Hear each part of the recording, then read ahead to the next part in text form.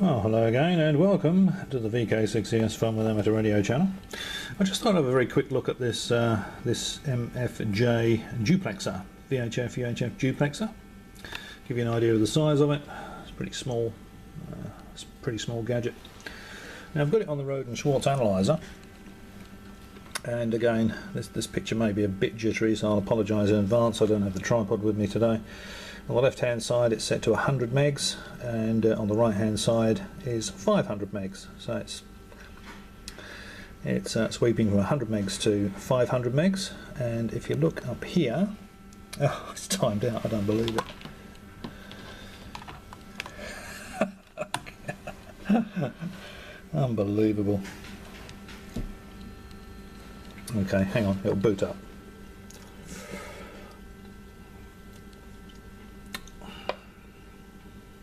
I'll have to set it up again, that's the question. Booting. There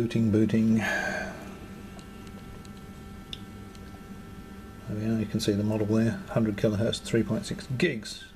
And it's remembered. That looks the same to me. Okay, so we can see here that at 146 megahertz there's 0.51 dB insertion loss. There's actually about half a dB loss with the leads, so that's very good. There's no real insertion loss there to worry about at all at 146 megs. So looking at the VHF port on there. Now, as you can see, it's sort of the response is pretty flat along the top there. If I move the marker along, you'll see the frequency readout change. I'll turn the marker on maybe. Okay, now there's a light above me, so I'll just try and get that glare out of the way. Okay, so you can see as it's going up, I'm not really interested in what it's like at 160 megs, but you can see how flat it is right along there, right along to about there. That's what, 210 megs, still only about half a dB of insertion loss. It says there minus 1.02, we've got about half a dB on the leads, remember, and then it starts really tailing off there. Now this point here is where we would really want our 70 sems, where we would really want our 420, 430 megs. But if we look at the display, that's 356 megs. It's neg 75, 356 megs. So if I continue to move that along to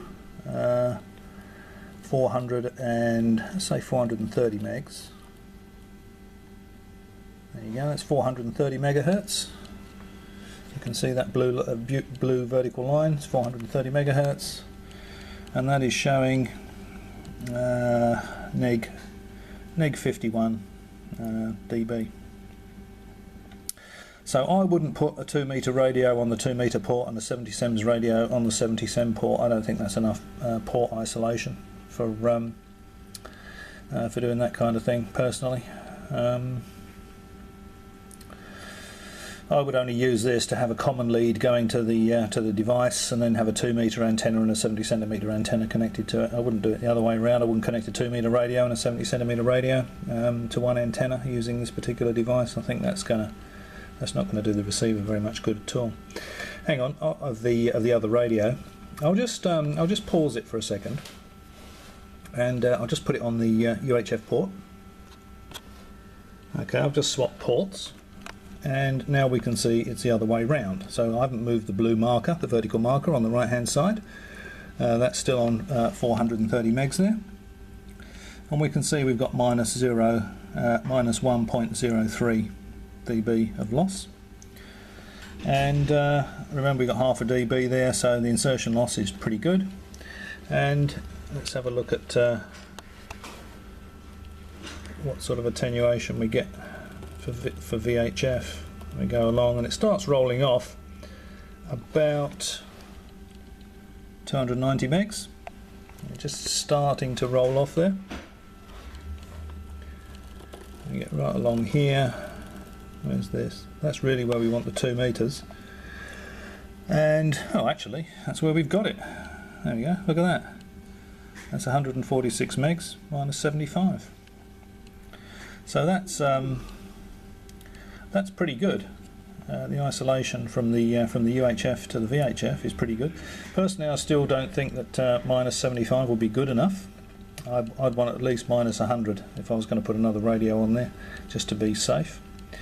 And I might open the thing up and just have a look and see if I can tweak that to move that the UHF reject closer towards, get it on 70 centimeters from wherever it was, 350 I think it was, something like that. I'll have to watch the video. But there you go. That's the response, the port isolation, the insertion loss, and the response of an MFJ 916 144 to 440 duplexer. Hope you found that interesting as always. Thanks for watching. Catch you next time.